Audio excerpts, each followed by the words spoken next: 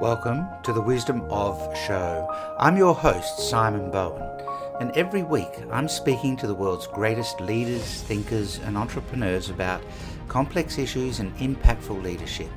Join us in the Renaissance of Wisdom.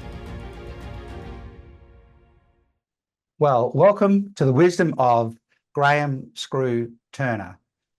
He's just told me that the last person that called him Graham was his mother, and so everyone else calls him Skroo. There's a story behind that, but I don't think that's the most significant story. I think the story is the success he's been able to create as the founder or one of the co-founders and the CEO of Flight Centre, the world's largest travel agency, in the top 5 of the world's largest travel agencies. Extraordinary story for a vet, who had a complete change of industry.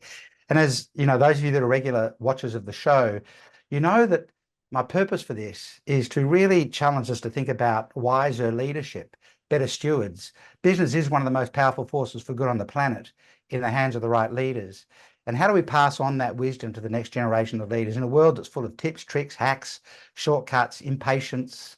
How do we pass on some of this deeper wisdom? And I know that in this episode, there'll be a lot of that wisdom to be shared from the journey that Skroo has been on. So Skroo, welcome to the show. And I'm really looking forward to unpacking some of the things that you talk about and think about to drive what is undoubtedly a phenomenally successful business globally. And that doesn't happen accidentally. So thank you for giving up the time to share some of your insights with our audience. Thanks, Simon. It's a pleasure. And, it's also pretty fantastic for me that it's an Australian success story as well. And, we could, typically I would kind of walk through the bio, but, for me to say, you're one of the co-founders, and that was with another vet, right? 2 vets started Flight Centre. There's 2 things I kind of want to explore just in terms of the bio. One is, what on earth caused 2 vets to buy a bus and start running tours across North Africa and Europe? And then the second thing, I'd love you to be able to talk a little bit about the foundation, because I think that kind of work that companies can do based on the success they've had is pretty important. So just as an introduction to people, how did that even happen? The thought process, let's do a travel company. Well, we were pretty young at the time. Both of us, we graduated from University of Queensland in 1971 as vets. Yep. And I went over in 1972 after working as a vet in Western Victoria to the Munich Olympics, actually, in August 72, I think. And Geoff Lomas, his nickname Spy, actually, he came over a bit later, and I think it was the next year after we'd been travelling a fair bit separately, but and working in locums in the UK. And he came over, I think, probably middle of 73. I was working as a vet up in Yorkshire. It was out of a practice in Selby, which is a middle-sized town in Yorkshire. And I was out with a student vet. We were looking at a horse. I can't remember what the horse was wrong with the horse, but we came across this old airfield, old World War II airfield. It was full of buses, a lot of double-deckers, and one of them had been fitted out for about a dozen people or something like that. And it looked really interesting to us because I'd been traveling around Europe for a while, and it just looked like an interesting concept. So not long after that, I met Spy up at the beer fest. We went down there, the Munich Beer Fest, the Oktoberfest. Yeah. And I convinced him that it'd be a good idea to buy this bus, and I went back and bought it. He went traveling, and we left, I think about the 5th of November, we left on a 6-week Spain, Portugal, Moroccan trip. There's a few stories to that, but that was 1973, so just over 50 years ago. Right. So the start really is classically see an opportunity, take a leap of faith, and just do something. Well, we were doing it not so much as a business then. Okay, we wanted to make sure we didn't lose money, but it was mainly looking at friends and getting them to come on the bus. And obviously friends are very unreliable. So we had to advertise And I think the 6-week trip cost £100. And we had £3 a week food kitty. So, that was how it started. And it was, we were fairly lucky. It was mainly girls on the trip, which suited us. But it wasn't really a business initially. And it wasn't until about 2 years later, I came back from Kathmandu after we'd done our first overland from London to Kathmandu. And one of my friends who was helping us in the accounting field there, by this stage we had about 5 or 6 buses. He said, "Look, you should make this a business. You can make money out of this." And so that's really when we started it as a business and Okay. settled down. Interesting. And, you have a foundation, your whole family's and yourself are very interested in the Australian bush and, trying to protect that. I'd love to just for people to know a little bit more about the foundation work that you guys do, and then we'll jump into some of these kind of questions about, the wisdom of the leadership. Yeah, look, I think it's the same with anything. I mean, Flight Centre, we have our foundation here, but it's quite broad, being a large organisation. And the Turner Family Foundation is mainly about wildlife and preservation of bushland. We have a few reasonably large properties near Brisbane, Yep. and we breed. We have a wildlife centre where we breed endangered animals for release. There's a lot of bureaucracy that we have to deal with, but that's basically the family. The family's interested in this, the preservation of the natural habitat and the breeding of endangered animals, particularly marsupials. And we're getting somewhere, but it's quite a difficult process in Australia, as people who do this already would know. A lot of bureaucracy around breeding wildlife. Yeah, yeah. And, we do live in a world where business can have degrees of impact, and the resources that business produce can have degrees of impact that, governments and other kind of bodies and entities can't actually potentially have, because business arguably is one of the truly sustainable, vehicles in terms of, what it can produce. One of your 8 lessons for life is cash is everything. And I think if you want to support research, conservation, or just business success, I'd love to explore, if we were aiming this towards young people. I was doing some background research, and these 8 lessons for life: cash is everything, ask for permission later, have a team you can totally trust and don't panic, have fun, understand a business before you buy it, be prepared to go down some dry gullies, which just struck me as interesting. Don't retire until you're ready, which really strikes me because I'm not ready. I'm not asking you to address them individually, but this idea of lessons for life, I think, would be interesting for people to hear from some of your perspectives. Yeah, it's interesting because that's from a fairly old publication, I think, and um, every lesson you said, I believe in, but it's not something I advocate every day. I haven't actually seen them for a time. I suspect they're in our Family Village Tribe book, but as you can see, me, don't retire till you're ready. Is Yeah, a big one. yeah, yeah. I still hopefully have got a fair way to go. And I think business in particular can be very rewarding for people under the right circumstances. It should be rewarding. It should be fun. Yeah, absolutely. And how would you, when would someone know that, it's time? Business people don't, the body doesn't run out like it does for athletes. Well, it probably does at some point, but not in the same way as it does for athletes. Is it when it stops serving you? Is it when it stops being meaningful? Is it when you no longer make a contribution? Is it all of the above, would you think? Yeah, I think I think it's when you're still challenged, when you're still enjoying it, still having fun, and certainly in my case, it's when you still have the support of the board.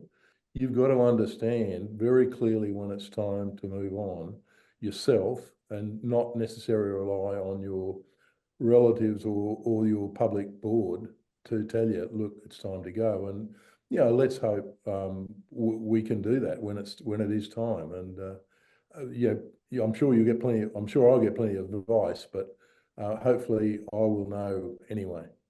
So it's interesting. I was interviewing Gus, retired Major General Gus McLaughlin, who, is an Australian Army officer, led our land forces into Afghanistan. And, he was saying the principal job of the most senior leader is to go and stand next to the biggest problem and solve it. And you have other people, in your command who solve all sorts of other problems. But your job is to go and stand next to the biggest problem. And that brings up this question of the accountability of the most senior person. I'd be interested in unpacking your thoughts around, the role and the responsibility of that most senior person. You're the CEO of Flight Centre. It kind of stops there, right? So it's a, if you sit in that chair, you're taking on the responsibility and saying, I can do this. What do you see as the most significant role for the most senior person in an organization? That's a fairly tough question, but it's I wouldn't always say it's standing next to the biggest problem, but it's certainly making sure that you have the right people in the right places and that you support them. In fact, if we have a major problem in an overseas country, I certainly expect the person who's running that country or running that region to take the responsibility to fix the problem, but I'm also prepared to be at their side to support them and to if it means traveling there, you need to do that. You need to be beside them, but you should also make sure that the people who are responsible for this are the people who solve the issues. And I think that is making sure, I think in nearly every business person, successful business person you speak to, it is having the right people in the right places. It's probably the number one priority of most mature businesses anyway. If you don't have the right people, if you don't have them in the right places and they don't have the capacity or the authority to perform their duties, you've got problems. And that's really where I think as CEO, you need to be supporting these people, but you've got to make sure you've got the right people in place in the first place. Yeah. So, everybody that I speak to in this show, they're all high quality leaders, and so they of course put an emphasis on people. There's two directions that I'd love to take that in. One is you do have some, I think, interesting and useful views around organizations and kind of structure and culture and how you organize your people. The other direction, of course, is we're all subject to the obsession of AI in the world at the moment, and where, the media about AI is going to get rid of tons of jobs and everything else. But the most senior people that I interact with are still saying it's still going to be about people. So, I'd love to explore the future of travel and kind of how AI might impact organizations from your perspective, and also this. But let's first go down this path of how you think about people and culture and structure and organizations. Yeah, actually, almost from the start, and this was certainly, the flight center, the top deck initially, but certainly when we started Flight Center, we had teams of 4 to 7 or 8 people in shops all over the place. In Australia, we got up to, in the first 10 years, we probably ended up with 150, 200 shops with teams. They had a team leader.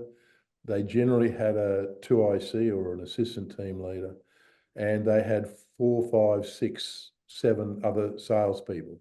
They shared the roles, like they had directorships, so that you didn't have an accountant in a shop. You shared those roles, and that's how we started the what we call family villages and tribes.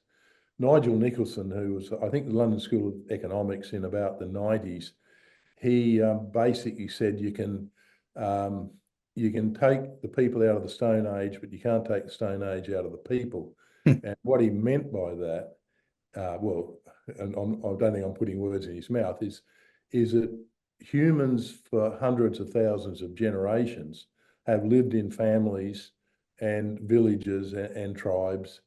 Particularly the nomadic people or people who didn't live in cities, which only came perhaps 10,000 years ago.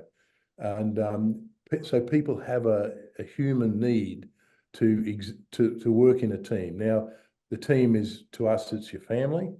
You still have a family at home, of course. Your village is a group of families that work together. Generally, it's not an official part of the structure. And your tribe is maybe up to a couple hundred people or 20 or 30 teams or families that actually know each other, work together. We have buzz nights together. They have what we call an area leader, or it's equivalent of a tribal leader. After that, we consider it's just bureaucracy. We have pre-COVID, we had 21,000 people. So you have to have a bureaucratic organisation as well to cater for that sort of thing. But it's that bottom 100 to 200 people at the grassroots that really make you, from our point of view, and particularly in that retail environment, but also in our corporate travel environment as well. We have the same teams, they're just not scattered over a larger area.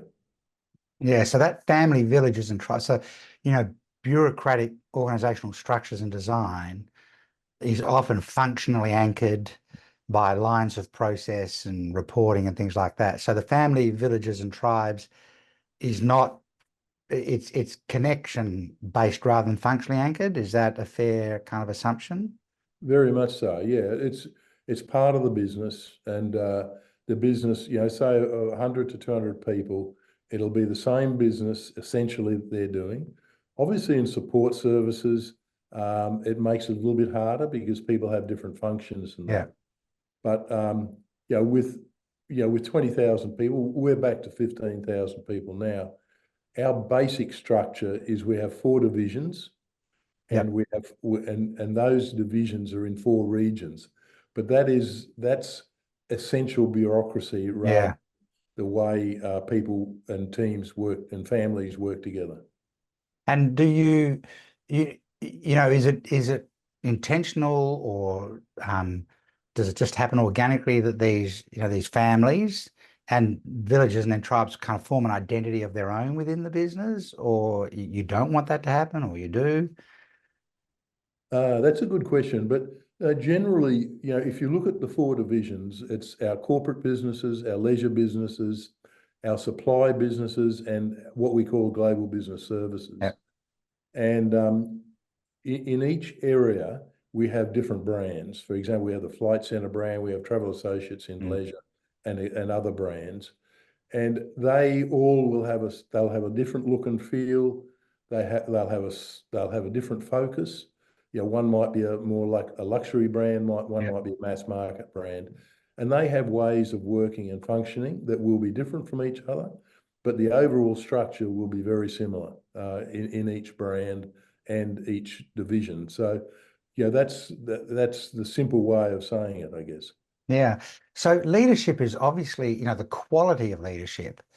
When you start to talk about that way of, connecting and organizing people, quality of leadership, I'm guessing, is a pretty high priority for the company, and how you develop and grow people as leaders inside the business. What are some of the pragmatic things as a leader that you want to make sure you see happening across the business, so that you have the confidence that leadership is being, delivered at a high level? Yeah, I think leaders generally, and I mean, most of our senior leaders have been here for many years. Generally, I think my team, we have 9 people in the team, and in our people and culture, he's only been with us for a year, 18 months, but the average of the others is 25 years. Right. So, and a lot of these people have started at the grassroots. They might have started in the shop, or they might have started as a junior accountant, and they've come through the ranks. And to survive, growing step by step into different leadership positions in an organisation like ours, where it is quality based, you have to survive those moves, and not everyone does, of course. And some people are not meant to for senior leadership. Most people probably aren't. So it does, as things come through, as time goes on, as people progress through the organisation, it sort of sorts things out pretty well. And leadership's not necessarily that difficult if you've got the right temperament and the right capability. But the reality is that some people are not meant to be leaders. They might aspire to be leaders, but perhaps that's not the best use of their capability. They may well be best to be a great finance person, or a very good expert at a certain field. Yeah. And that's really, we try to make sure that not everyone wants to be a senior leader.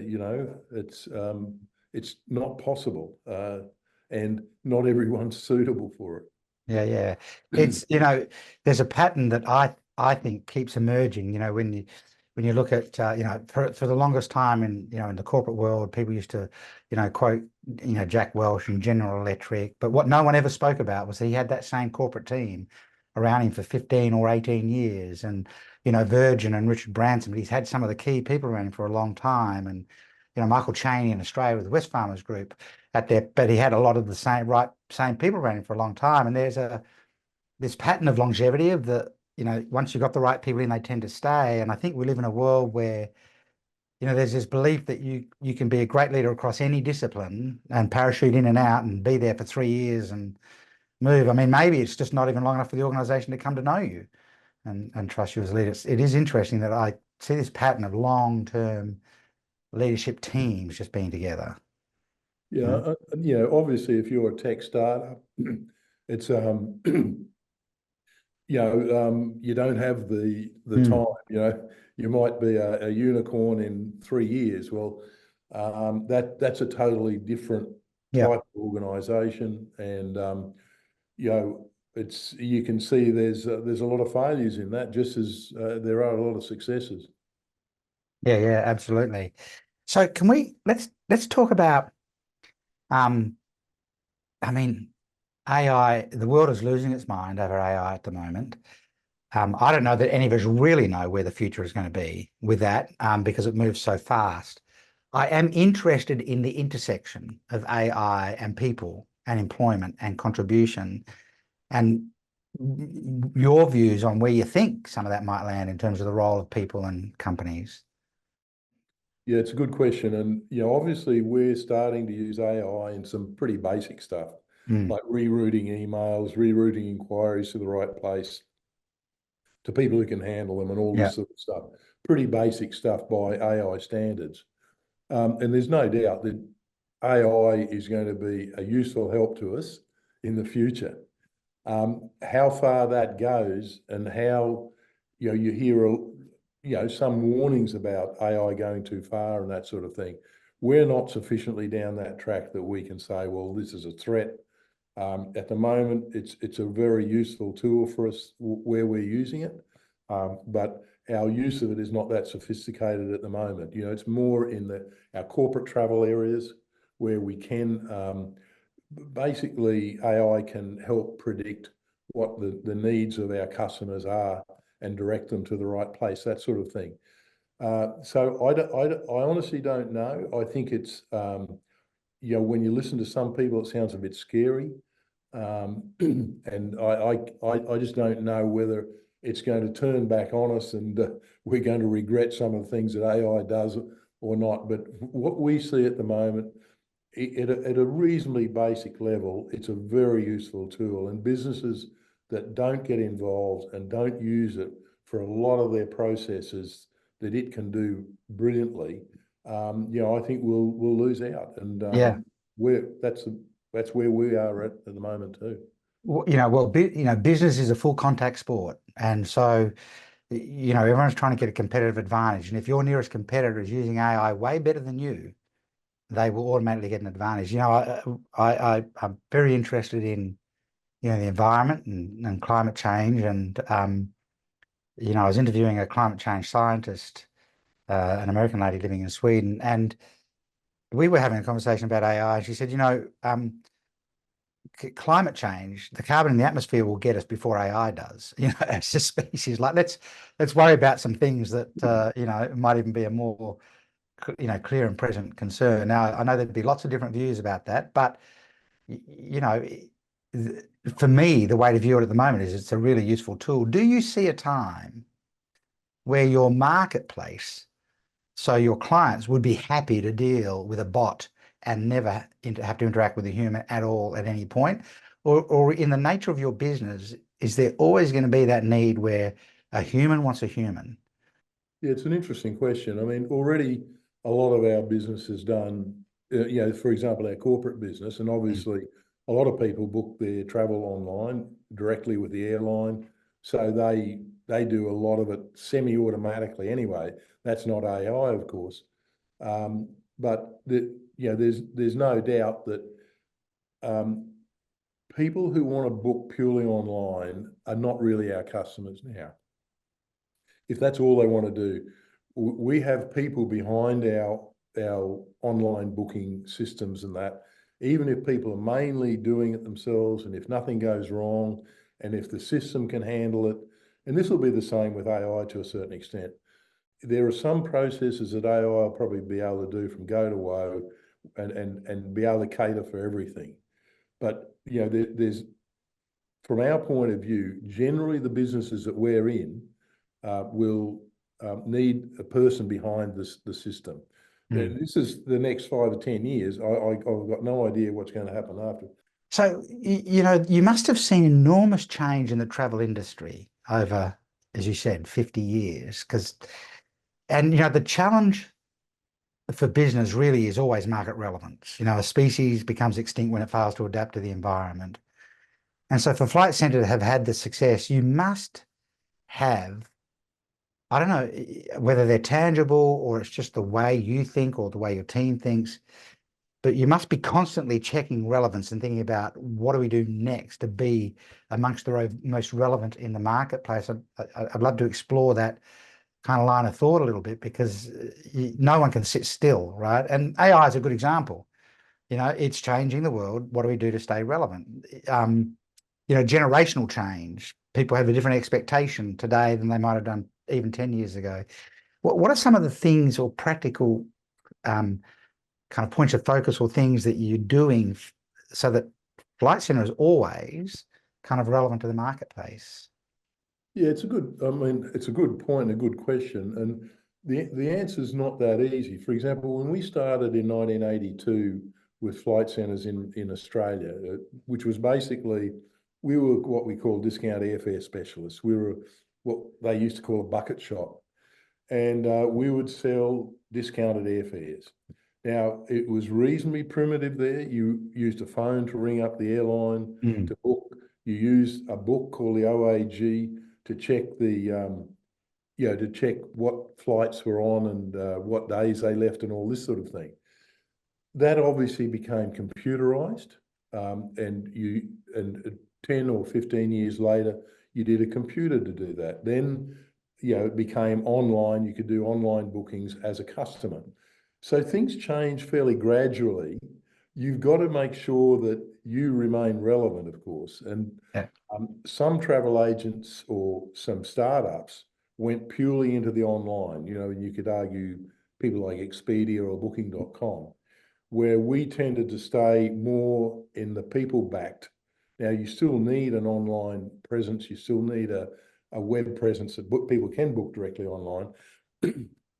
But our main thing was that if people want to deal with a person, and it's still the case now. Corporate travel is a little bit different. Most of our corporate travel bookings are done by the customer or by their, secretary or their EA. But we're still there when things go wrong, which they inevitably do at some stage.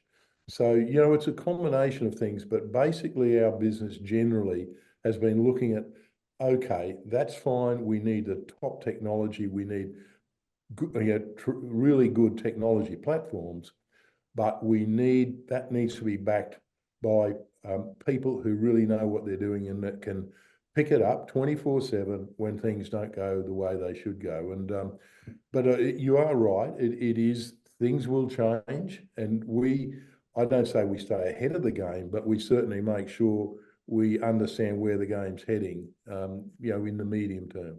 Yeah. I have a conversation I usually share with people when we're helping them unpack the genius of the company. And that conversation usually is actually all of us sell two things. People want to be made safe. People don't necessarily want to be safe, like they want to drink too much or smoke or whatever, but they want someone else to make them safe when, push comes to shove. When people are in trouble, they go looking for a human to help them. They don't go looking for a program or software. And then the second thing is people want to win in the context of, they want the best trip ever, and they want to be able to tell everybody about the best trip ever. We're all probably selling two things. We make people safe and we help them to win. And if we can keep a focus on that and we're always able to position that, we're probably always relevant. And I guess in travel, if I, land in London in the middle of the night and something's wrong with the hotel and the hotel's not helpful, I'm looking for a human to help me, not the online booking system sort of thing. If I can't sort it out, it's interesting. Yeah, Yeah. they want the best trip ever, and they want it at the lowest price, Yeah. the most efficient way to get there. But you're absolutely right. It's and that's some people have different priorities. For some people, it is just the lowest price. So I don't care what happens. I want to make sure I get the lowest price. But that's probably not our market. Although obviously we can't distinguish between customers like that, but it's not really the customer that we're primarily going for. Yeah. How do you see the travel industry changing in the future? What do you think the trends are going to be? Oh, look, I think there's certainly going to be more automation. There's going to be more people doing a lot of their own stuff, even to the extent, if at the moment and very soon, if an airline cancels your flight and you're in New York, you've left Brisbane, you're in New York, they've cancelled your flight to London. More and more people will be able to go into their bookings and do things on the spot, rather than either emailing or going back into our website to do it. So there'll be these things that more self-help for the people who want to. And there's no doubt that that's going to be a big thing. People being able to do a lot of the more complicated things that 10 years ago only a travel agent could really help you with. So Yeah. we're in the cusp of that sort of thing happening now. And that's probably true across lots of industries, actually. People want transparency. They want to be able to see, what they have and have a level of control over that. Um, I've got one thing I want to ask about, and then I'm going to ask you to kind of, what would the advice be to young entrepreneurs and business leaders? But you've obviously had a spirit of adventure over time. You have to have done some of the things that you've done. I suspect you probably wouldn't have started the business ultimately without a spirit of adventure. How important is that still? Like, now Flight Centre is it's a large company. How important is that sense of adventure and let's go? Let's have a crack at that. At this size, it's easy to see it being, a tech startup. You can see that, but at this size, it can become a bureaucracy. Is it still important inside Flight Centre that you have this? Let's have a go. This spirit of adventure. Yeah, it's an interesting question. I mean, obviously, when we started in business, we were in our early 20s. And I think most people's spirit of adventure is somewhat higher. As you get older, and your organisation gets larger, your risk appetite decreases. And it's a really interesting thought about how we deal with reasonably big challenges. And it might be an acquisition we're looking at.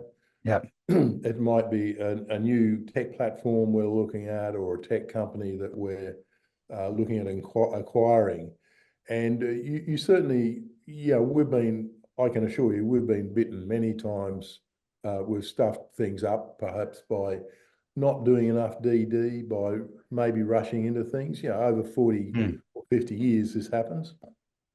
So you're significantly more cautious, and you've probably got a better idea now of what you need to do. And we do have people who are experts in this, and that you should rely on some of their advice, and sometimes you don't. But it's just one of those things that I think, when you're younger and smaller and less risk averse, go for it. And I don't think you need to take unnecessary business risks, but we certainly took plenty in the early days. I mean, we grew from one bus in late 73 to about 70 in 1980, 81. And we nearly went bust then because we tended to run out of cash. We'd spent all our cash, and banks didn't lend on old double-decker buses, so but that was a really important lesson for us. And that's held us up for the last 40 years. So, we've still, COVID and the GFC and first Gulf War, we've had plenty of challenges in the meantime. Yeah. I mean, there's something nice in my mind around this idea of adventure as opposed to irresponsible risk. I interviewed Peter Hillary, and he was talking about, everyone wants to summit the mountain, but you actually have to come back down. So, it's an adventure, but it's got to be an adventure you can complete, and I think that's a useful kind of framing. Imagine you were counseling, advising, sharing insights with a young entrepreneur that you really, cared about their success, and they're going to listen to you.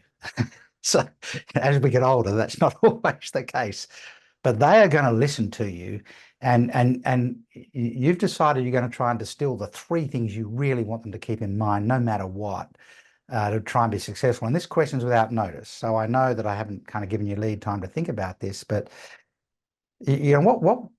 what would the things be that you just want them to keep in mind the entire time, and remember, and it's going to give them a fair shot at being successful if they just take it on board? I mean, I think the first thing is that I think it's really important, not absolutely essential for every person, but that if you're going into business, try to make sure you really enjoy what you're looking at doing. It probably doesn't happen for everyone, but I think if you're going to travel and you don't like travel, well, I think that's the first problem you got. And I'm a big believer in planning, aiming high, having aspirational goals, Yep. and then planning for reasonable success. And the biggest thing of all, and I think for any entrepreneur, this is my view anyway, is execution. Yep. If you've got an aspiration, you've got a plan, but you can't execute, well, you're wasting your time. And it's probably most companies, the big letdown. A lot of companies are great at planning, great at their direction, where they're heading and everything.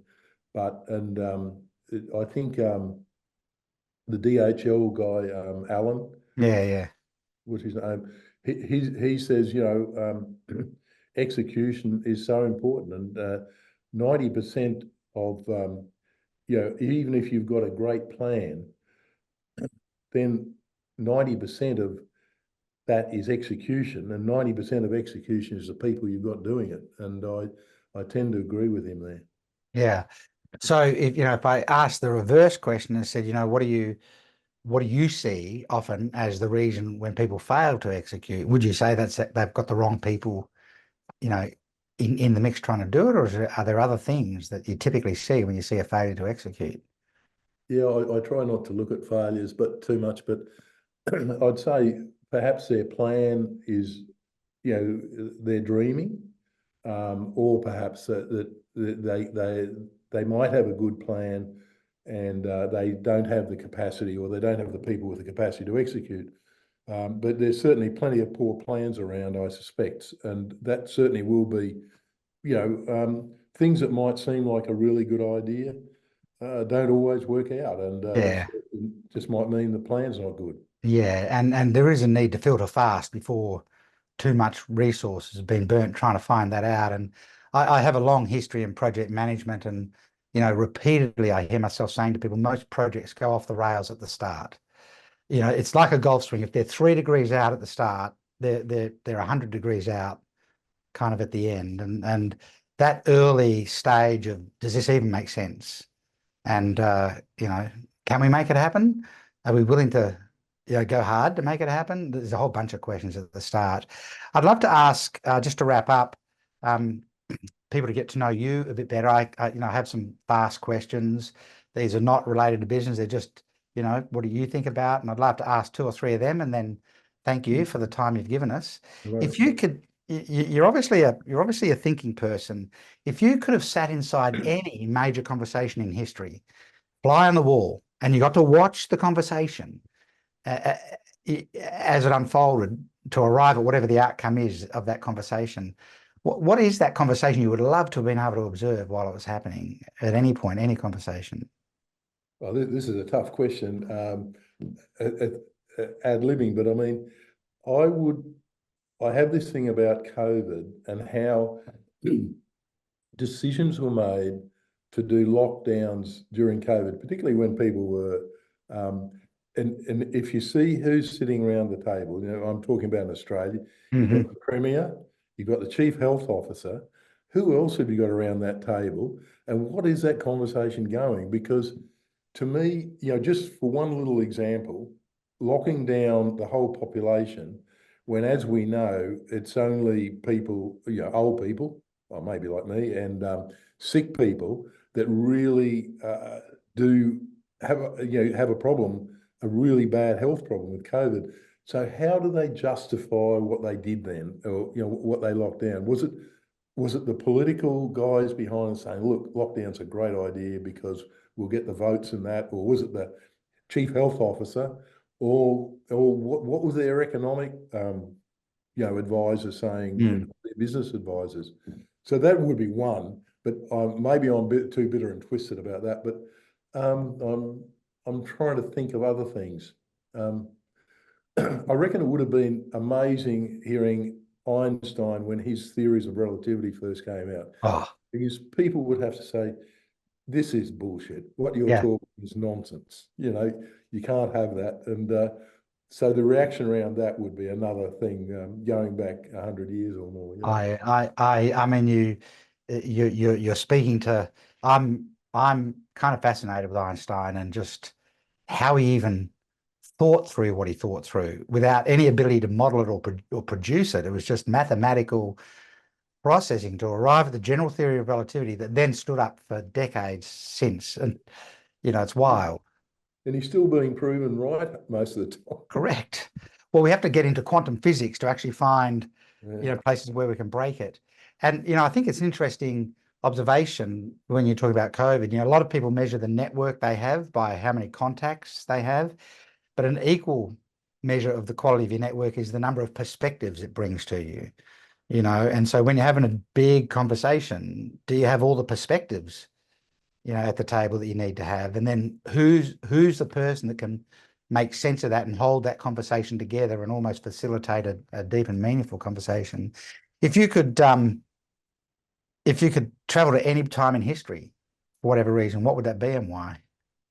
I reckon, and this is not a great answer for you, but I reckon we, and particularly me, have had been the best part of history so far, particularly in the last few hundred years. I was born obviously just after the war. And what, and this is obviously before a lot of the social media. I grew up on an apple orchard. I went to a one teacher school, and we just had a lot of fun from get go.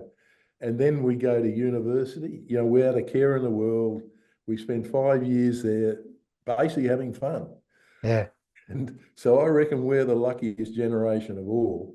And I can't think of any better, and I do feel a bit for the kids of Yeah. today. Yeah. So many more pressures. The universities, the universities are there for learning now, for Christ's sake, rather than for having fun. And so I think we've had, or I've had the best, the best period. Yeah, I can't think of a period that I Well, would. I think it's a great answer, because what it actually also indicates is a level of contentment with the era that you've lived in, right? A lot of people want to go to this era out of interest, or it might have been a better era, but I'm a bit like you. I grew up in very small country towns in Western Australia, 900 people and 400 people, and you can't take what did you say? You can't take you didn't say caveman. What did you Stone say? Age, you can't, you can take people out of the Stone Age, but you Yeah. can't take the Stone Age out of Well, people. and they say that about country people too. You can take the boy out of the country, but you can't take the country out of the boy. Yeah. And, I grew up with a large family, a lot of uncles. And, over the years, I've just increasingly come to appreciate how wonderful the value system of small country towns actually is, where everyone has to look after each other, because that's actually all you've got, when a fire comes through or a flood or whatever. And, I feel like we're moving away from that kind of intimate community value system that the country used to have, but we're grouping up into larger cities. So we are in an interesting and dynamic time. Skroo, I just want to thank you so much for the time that you've given us today. You're a busy man, and so this is kind of valuable time. And I hope that people watching the show, particularly young entrepreneurs, business leaders, take the time to study, people that have been, by all measure, wildly successful at what they've done. To build a company like Centre is no accident. It happens because of decision making, action and execution. It does not happen because you got lucky. And there's lessons to be learned. So, I particularly would encourage people, let's get back to a level of wisdom. Let's just take a moment to pause and do the thinking between stimulus and response, and make much better decisions as the leaders in the world that we live in and that we'll continue to live in and contribute to. So, Skroo, thank you so much for the time you've given us today. I'm super appreciative. Thanks, Simon.